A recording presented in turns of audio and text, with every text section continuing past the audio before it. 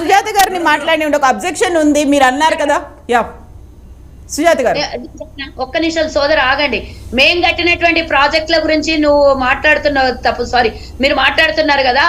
మరి నేను ఈ రోజు అడుగుతున్నా, కాంగ్రెస్ హయాంలో కట్టినటువంటి ప్రతి ఒక్క ప్రాజెక్ట్ ఇప్పటి వరకు ఒక 70 ఏళ్లు దాటిపోయినటువంటి నాగార్జున సాగర్ ప్రాజెక్టులు కానివ్వండి, ఎన్ని ప్రాజెక్టులు కట్టినా నెట్టెంపాడు, భీమా, శ్రీశైలం ప్రాజెక్టు, నాగార్జున సాగర్ ప్రాజెక్టు, ఇలా చెప్పుకుంటూ పోతే వందలాది ప్రాజెక్టులు కాంగ్రెస్ హయాంలో నిర్మాణం జరిగింది. ఏ ప్రాజెక్ట్ అయినా 3 ఏళ్లలో 3 నెలల్లో ఈ విధంగా కుంగిపోయిందా?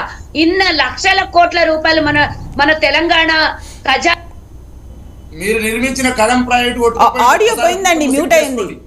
సుజాత గారిని ఆడియో మ్యూట్ అయింది. మీరు నిర్మించిన కలం ప్రాజెక్టు కొట్టుకుపోయింది, మళ్ళా పునర్నిర్మించారు. చూడండి, గూగుల్లో చూడండి. కనీస సోదరు ఆగండి. నేను చెప్తున్నా 38,000 కోట్ల రూపాయలు అది పూర్తి డిజైన్ నిర్మాణం కోసము, పూర్తి ప్రాజెక్టు కోసము. మీరు ఈ రోజు 1,00,000 కోట్ల రూపాయలు కట్టినా కూడా 1,00,000 ఎకరాలకి 1,00,000 కోట్ల రూపాయలు వెచ్చించి కట్టినటువంటి ప్రాజెక్టు 1,00,000 ఎకరాలకి నీరు అందించకపోతే 1 ఎకరాకి ఎంత ఖర్చు అవుతుంది? పోనీ ఖర్చు అవుతుంది అనుకుందాం, పోనీ అది కలకాలం నిర్మాణం అలాగే ఉండిపోయిందా అంటే కాదు. మీరు ఇందాక చెప్పిండ్రు 18 బ్యారేజీలు, 18 గేట్లంట. ఆ ఒక్క గేట్ దగ్గర ఉన్నటువంటి 7వ గేట్ దగ్గర ఉన్నటువంటి నిర్మాణంలో క్రాక్ వచ్చింది అంట. 5 పిల్లర్లు కుంగిపోయినాయి, 5 పిల్లర్లు భూమిలోకి దిగినాయి. ఇంకా ఎల్ఎన్టీ వాళ్ళతో డిస్కషన్ జరిగితే, ఆ రోజు అధికారులతో డిస్కషన్ జరిగితే వాళ్ళు చెప్పింది ఏంటంటే పూర్తిగా దీన్ని తీసేయాల్సిందే, ఏది పనికిరాదు, మళ్ళీ డిజైన్ చేయాల్సిందే, కొత్తగా కన్స్ట్రక్షన్ చేయాల్సిందే, 500 కోట్లు అవుతుంది మళ్ళీ అని చెప్పారు. ఎవరి సొమ్ము ఇది మళ్ళీ కట్టడానికి? కలకాలం 100 సంవత్సరాలు ఉండాల్సినటువంటి ప్రాజెక్టులు 3 ఏళ్లకే ముడుచుకొని పోతే రేపు పొద్దున వచ్చే తరాలకు మీరు ఏమి మెసేజ్ ఇచ్చినట్ల? ఒక ప్రభుత్వం తను తెలంగాణ ప్రజల సొమ్ముని మొత్తం నీళ్ళల్లో కలిపేసి ఈ విధంగా 3 ఏళ్లు కూడా, మీ దేవుడు ఉన్నాడు కదా, ఇందాక సోదరుడు చెప్పిండు వాళ్ళకి వినాశకాలే విపరీత బుద్ధి అన్నట్టు, మీరు ఎన్నికలకు 3 ఏళ్లైంది మీరు కట్టి, సంవత్సరానికి కూలిపోలేదు, 2 సంవత్సరాలకు కూలిపోలేదు, కానీ ఎన్నికల సమయానికి 3 నెలల ముందు కూలిపోయింది. అది అనంటే మీ తప్పిదం. దేవుడు ఏదైనా తప్పు. ఒక్క నిమిషం. సో ఒకటి కుంగిపోయిన తర్వాత రీడిజైన్ లేకుంటే నిర్మాణపరమైనటువంటి లోపాలు, క్వాలిటీ మీద కూడా డౌట్లు వస్తున్నాయి. అక్కడ ఎవరు డిజైన్ చేశారు, ఎవరు కట్టించారు, ఎందువల్ల కట్టించారు అనేది కూడా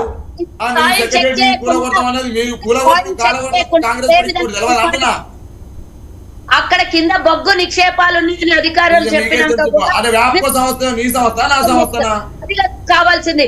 గత ప్రభుత్వంలో మహారాష్ట్రకు మహారాష్ట్ర ఇబ్బందులు, లేదంటే గ్రావిటీ ద్వారా వచ్చేటటువంటి నీళ్లను వదిలేసి ఈ రోజు ఎత్తిపోతల పథకము రీడిజైన్ పేరుతో 1,00,000 కోట్ల హంగామా ఏందో అందరు తెలంగాణ ప్రజలు గమనించారు కదా సోదర. మళ్ళీ మీరు చేసిన తప్పుని దాచిపెట్టుకుంటూ, తప్పు మీద తప్పు మాట్లాడుకుంటూ ఇంకా తెలంగాణ ప్రజల ముందు ఇంకా ఎంత పరువు తీసుకుంటారు? ఎంత తెలంగాణ మీరు వారు మాట్లాడే మాటకు చెప్పే దానికి అర్థం పద్ధతి లేని మాట మాట్లాడుతూ ఉన్నారు. 11 లక్షల రూపాయలు వీళ్ళు 2008 వరకే ఖర్చు పెట్టిన లెక్క చూపించినారు. జలయజ్ఞం పేరుతోటి ధనయజ్ఞం చేసి బాలరాజు గారు ఒక తప్పుకి ఇంకొక తప్పు కాదు కదా ప్రత్యామ్నాయం. బాలరాజు గారు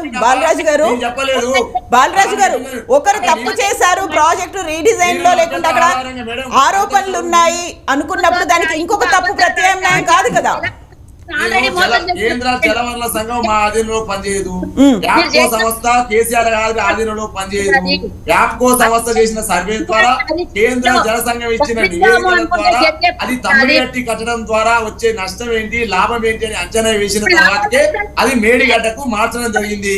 అది మేడిగడ్డకు మార్చే క్రమంలో కేసీఆర్ గారి యొక్క దార్శనికత, ఒక్క నిమిషం సుజాత గారు కూడా మాట్లాడుతున్నారు. సుజాత గారు, కేసీఆర్ గారి యొక్క విధానం, బాలరాజు గారు మీరు ఒక క్షణం హోల్డ్ లో ఉండండి. సుజాత గారు, పూర్తి అయిపోయినటువంటి ప్రాజెక్ట్ ని మళ్ళీ 1,00,000 కోట్లు రీడిజైన్ పేరుతో ఖర్చు పెట్టి గర్కానా ఘాట్ గా 1,00,000 ఎకరాలకు కూడా నీరందని ఈ కాళేశ్వరం ప్రాజెక్ట్ ని ప్రజల ముందుకు తీసుకొని వచ్చి ఇప్పుడు మళ్ళీ